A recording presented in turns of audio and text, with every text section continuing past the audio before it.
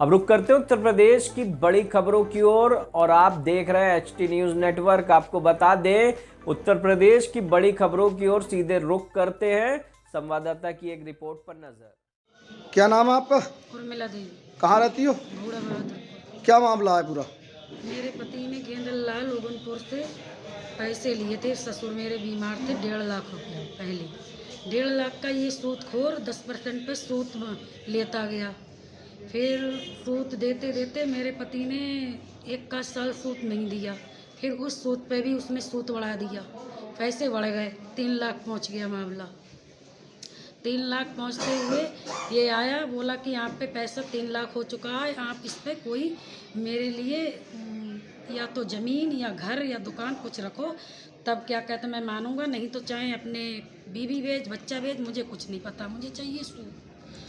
तब मेरे पति बेबस होकर दुकान के कागज़ मुझसे नहीं पूछा, ना मेरे बच्चों से पूछा और ना ही मेरे देवर से पूछा, और ये उसे दुकान का कागज़ दिया और उस पर साइन भी करवा लिया उसने। बोला जब तुम सूद दे दोगे उसके बाद मैं तुम्हारे कागज़ वापस कर दूंगा। इस दौरान ये मेरे घर पे फिर आया इसकी बीवी को लेके, बोला कि मैं ताले डाल दूँगी। इसकी बीवी बोली ताले डाल दूँगी। फिर मेरा लड़का बोला ताला कोई डालने वाला पैदा ही नहीं हुआ, मेरे पापा सूद देते देते परेशान है। मैंने एक साहब पुराना मकान भी बेच दिया। उस मकान 5 लाख का मकान बेचा है गांव का, और इसको मैंने तुरंत 3 लाख रुपए पहुंचाया। बंधन बैंक से 90,000 रुपए निकाले। ये बंधन बैंक भी पहुंच गया, कैमरे में इसकी तस्वीर भी कैद है। वहाँ से मैंने इसे 90,000 रुपए दिए थे, मैं खुद गई थी निकालने पैसे। फिर मेरे नाम से मेरी उंगली नहीं आ रही तो मेरी सास ने निकाल के दिया। फिर मेरी सास को आते वहाँ से हार्ट अटैक पड़ गया, तो सास भी उसी दहशत में ख़त्म हो गई। फिर हम चौकी गए थे।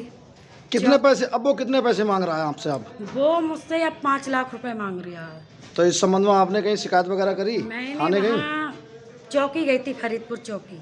फिर वहाँ दरोगा जी से रिक्वेस्ट करी थी। दरोगा जी ने गेंदलाल से फ़ोन करके पूछा आप पैसे दे उठाते हो सूद पे? तो बोले गेंदलाल बोले कि आपको किसने बताया? बोले राकेश रस्तोगी ने। लेकिन दरोगा जी ने ये नहीं बोला कि मैं चौकी से बोल रहा हूँ। अब दरोगा जी को ये सब पता चल गई कि ये सूदखोर है। तब तो दरोगा जी हमारे पक्ष में थे।